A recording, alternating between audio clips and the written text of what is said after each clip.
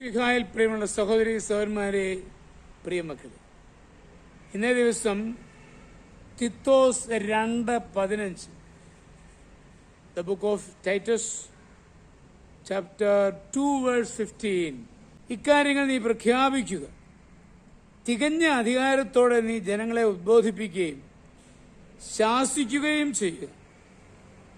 ആരും നിന്നെ അവഗണിക്കാതിരിക്കട്ടെ. മനുഷ്യ സ്വഭാവത്തെ ബാധിച്ചിരിക്കുന്ന ഒരു തകരാറാണ് ഗൗരവമില്ലായ്മ. എപ്പോഴും രസം പറഞ്ഞ് മറ്റുള്ളവരെ രസിപ്പിക്കാനുള്ള പരിശ്രമമാണ്. ആത്മീയ കാര്യങ്ങൾ പറയുമ്പോഴും ദൈവത്തെപ്പറ്റി സംസാരിക്കുമ്പോഴും ഈ പ്രവണത കാണാം. ആരെന്ത് ചിന്തിച്ചാലും അത് കാര്യമാക്കുകയില്ല. മറ്റുള്ളവർ എന്ത് വിധിച്ചാലും അത് നിസ്സാരമായി കരുതും. സന്തോഷിക്കുവാനുള്ള കഴിവും ഗൗരവമില്ലായ്മയും വിഭിന്നമാണെന്ന് നമ്മൾ മനസ്സിലാക്കണം. ഈശോയും ശിഷ്യന്മാരും വളരെ അടുത്തിടപെട്ടിരുന്നു. എങ്കിലും ഈശോ ഗൗരവം നഷ്ടപ്പെടുത്തിയിരുന്നു. യവനന്മാരെ ഈശോയ്ക്ക് പരിചയപ്പെടുത്തുവാൻ പീലിപ്പോസ് തനിച്ചു പോകാതെ അന്ത്രയോസിനെ കൂടെ കൂട്ടിന് വിളിച്ചു. ഗുരുശിഷ്യ ബന്ധത്തിൽ ഗൗരവമുണ്ടായിരുന്നു. അർത്ഥനഗ്നനായി വഞ്ചി തുഴഞ്ഞു വന്ന പത്രോസ് കരയ്ക്ക് നിൽക്കുന്ന ഈശോയെ കണ്ടപ്പോൾ അങ്കി അരയിൽ ചുറ്റി വെള്ളത്തിലേക്ക് ചാടി. ശരിയായ വസ്ത്രധാരണം കൂടാതെ ഈശോയെ സമീപിക്കുവാൻ പത്രോസ് ധൈര്യപ്പെട്ടില്ല.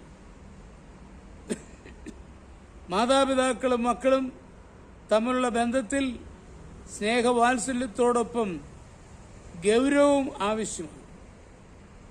മക്കളെ പൂർണ്ണ ഗൗരവത്തിൽ വളർത്തണമെന്നാണ് വിശുദ്ധ പൗലോസ് പറയുന്നത്.